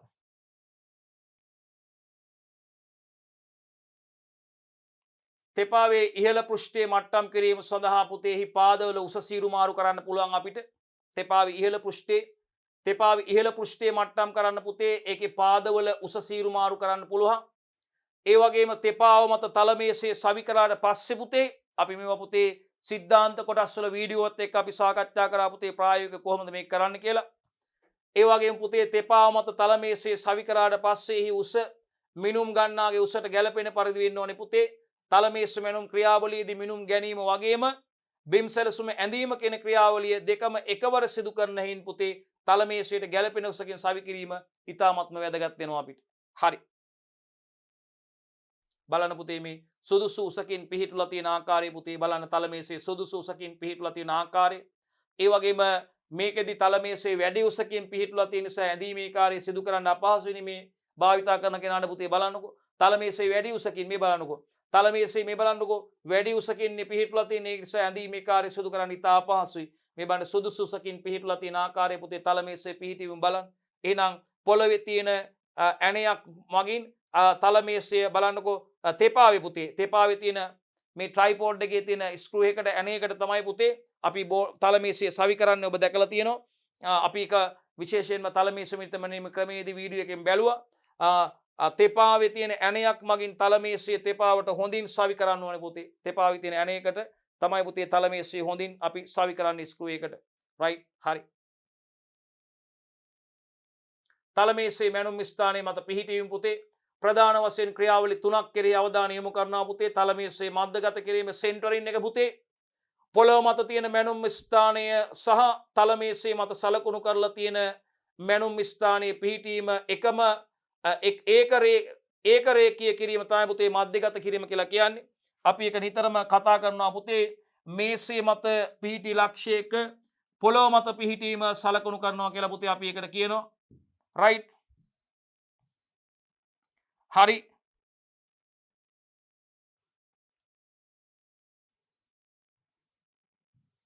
මේ මේසේ මත පිහිටි ලක්ෂයක පුතේ පොළොව මත පිහිටීම සලකුණු කිරීම කියලායි පුතේ කියන්නේ. මේක අපි ඕ කියලා මෙයා පීනම් කරන මේ එකම සිරස් රේඛාවක තියෙන ඕනේ පුතේ. මේ ලක්ෂ දෙක එකම රේඛාවක තියෙන ඕනේ පුතේ. මේසේ මත පිහිටි ලක්ෂයක පොළොව මත පිහිටීම සලකුණු කරනවා කියලා අපි කියන්නේ පුතේ. අපි මධ්‍යගත කිරීමෙන් පස්සේ පුතේ මැනුම් ස්ථාන හරහා ගමන් කරන සිරස් රේඛාව තලමේසේ මත ලකුණු කරන්න ඕනේ පුතේ. ලකුණු කරලා තියෙන මැනුම් ස්ථානයේ පිහිටීම හරහාද ගමන් කරන්න ඕනේ පුතේ. මතක තියාගන්න. තලමේසේ මධ්‍යගත කිරීම සෙන්ටරින් එකේදී පුතේ පොළොව මත තියෙන මැනුම් ස්ථානයේ සහ තලමේසේ මත සලකුණු කරලා තියෙන මැනුම් ස්ථානයේ පිහිටීම ඒකරේඛීය කිරීම තමයි පුතේ මධ්‍යගත කිරීම කියලා කියන්නේ. මේසේ මත පිහිටි ලක්ෂයක පොළොව මත පිහිටීම කියලා අපි ඒකට කියන්නේ පුතේ. මේ දෙන එකම සිරස් රේඛාවක තියෙන්න ඕන. මධ්‍යගත කිරීමෙන් පස්සේ පුතේ මැනුම් ස්ථානයේ හරහා ගමන් කරන සිරස් රේඛාව තලමේසේ මත ලකුණු කරලා තියෙන මැනුම් ස්ථානයේ පිහිටීම හරහාද ගමන් කළ යුතුයි දරුවනි. මේ බලන්න. මැනුම් ස්ථානයේ පිහිටීම මැනුම් ස්ථානයේ හරහා ගමන් කරන සිරස් රේඛාව මේ බලන්න. මේ තියෙන ට්‍රයිපෝඩ් එක. සැලසුම් කඩදාසි මේ අපි අඳින කඩදාසි මේ තියෙන තලමේසි. රයිට්. තලමේසේ මට්ටම් කිරීම යටතේ පුතේ තලමේසේ මැනුම් ස්ථානයේ මත මධ්‍යගත කිරීමෙන් පස්සේ මේසේ ලෙවල් කරන්න ඕනි පුතේ. ඒ සඳහා ස්පීතු ලෙවල යොදා ගන්නවා පුතේ. සාමාන්‍යයෙන් කුඩා පරිමාණයේ සිතියම් සඳහා මිනුම් ලබා ගැනීමේදී දල වශයෙන් මට්ටම් කර තිබීම ප්‍රමාණවත් වුණත් පුතේ විශාල පරිමාණයේ සිතියමක් බිම් සැලැස්මක් එනම් කුඩා ප්‍රමාණයේ ඉඩමක බිම් සැලසුමක් පිළිල කරනකොට පිළිල කරන අවස්ථාවේදී තෙපාව මට්ටම් කිරීමේ ක්‍රියාවලිය නිසි පරිදි සිදු කරන්න ඕනේ දරුවනි. ඊළඟට තෙපාවේ පාද සීරු මාරු කිරීමෙන් තලමේසේ මට්ටම් කරන්න පුළුවන් පුතේ. තලමේසේ උතුරු දිශාව දෙසට හැරවීම සිදු කරන්න ඕනේ. මේකෙදි මුලින්ම සැලසුම් කඩදාසිය මත උතුරු දිශාව සලකුණු කරනවා පුතේ. ඊට පස්සේ තලමේසය පොළවේ සැබෑ උතුරු දිශාව දෙසට යොමු කරන්න ඕනේ පුතේ. චුම්බක මාලිමාවක් නැත්නම් හිරු නැගෙන දිශාව ආශ්‍රයෙන් හෝ පොළවේ උතුරු දිශ යොසා ගැනීම කරන්න පුළුවන් දේ පුතේ. අපි මේවා තියරි කොටස් වල කරලා තියෙන පුතේ. අපි ඊළඟට පුතේ ස්ථානීය උසමැනීමේ ක්‍රමය හඳුන්වන්න කියන පුතේ අවසන් වශයෙන් අපි බලමු. මොකද්ද මේ ස්ථානීය උසමැනීමේ ක්‍රමය කියන්නේ කියලා. පුතේ මේ ක්‍රමයේදී අපි ස්ථාන ගණනාවක උසමැනීම සිදු කරනවා පුතේ මේකෙදි. ස්ථාන ගණනාවක උසමැනීම සිදු කරනවා. රයිට් එම ස්ථාන අහමු ලෙස රයිට් එහෙම නැත්නම් පොළවේ එකාකාර බව වෙනස් වන ස්ථාන විදියට හෝ තෝරා ගන්නවා පුතේ. මෙහිදීත් මොකද කරන්නේ? වෙනත් බිම්බැනුම් ක්‍රමවේදයක් යොදා ගනිමින් අපි ස්ථානවල ද්විමාන පිහිටීමක් නිර්ණය කිරීමයි සිදු කරන්නේ පුතේ. ස්ථානයේ උස සෙවීමේ ක්‍රමයේදී අපි මේක රයිට් මේ ක්‍රමයේදී පුතේ රයිට් අපි ස්ථාන ගණනාවක උස මැනීම සිදු කරගෙන යනවා පුතේ. සිදු කරන අතර එම ස්ථාන අහමු ලෙස හෝ පොළවේ එකාකාරී බව වෙනස් වන ස්ථාන විදියට හෝ තමයි තෝරාගන්නේ. මෙහිදීත් මොකද කරන්නේ? වෙනත් බිම්බැනුම් ක්‍රමවේදයක් යොදා ගනිමින් පුතේ එම ස්ථානවල ද්විමාන පිහිටීම නිර්ණය කරනවා පුතේ. ස්ථානීය උස මැනීමේ ක්‍රමය යටතේ පුතේ අපි අර විශේෂයෙන්ම මේ කොටස අපිට අයිති වෙන්නේ දරුවනේ අපිට අර අතරමඟ ප්‍රශ්නයකට තිබ්බ එකක් මේ අවසන් ප්‍රශ්නයකට අපි දාලා තියෙන දුවේ පුතේ. රයිට් ස්ථානීය උස මැනීමේ ක්‍රමයයි අපෙන් අහන්නේ. ස්ථානීය උස මැනීමේ ක්‍රමය හඳුන්වන්න කියලා දරුවනේ. රයිට් එතකොට මේ ක්‍රමයේදී ස්ථාන ගණනාවක උස මැනීම සිදු කරනවා පුතේ.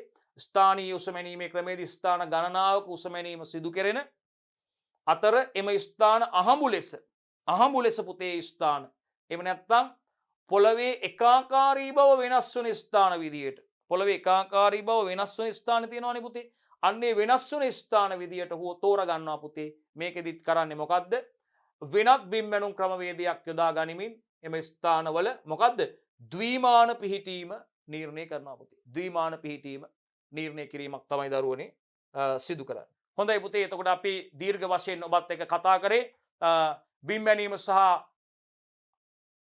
මට්ටම් ගැනීම ක්‍රියාවලිය තුන්වන එකකට අදාළ දරුවනේ අපි විශේෂයෙන්ම ප්‍රායෝගික කොටස් වලදී කොහොමද ප්‍රශ්න අහන විදිය ඇතුළත්ව කොහොමද ඒ කටයුතු සිදු කරන විදිහත් සමාලෝචන ප්‍රශ්න හරහා පුතේ දීර්ඝ ක්‍රියාවලීන් විදිහට මේ මට්ටම් ගැනීමේ ක්‍රියාවලිය දීර්ඝව විස්තර කරලා ඔබත් එක්ක කතා කරා පුතේ. අපි බලාපොරොත්තු වෙන්නේ ඔබ ඊ타මත්ම සාර්ථකව මේ කටයුත්තට සම්බන්ධ වෙලා මේක කර ගැනීම තමයි පුතේ අපි අරමුණ වෙන්නේ. හොඳයි පුතේ. අපි බලාපොරොත්තු වෙනවා ඔබත් එක්ක ඊළඟ ඒකකත් එක්ක එකතු වෙන්න. ආයිබෝන්.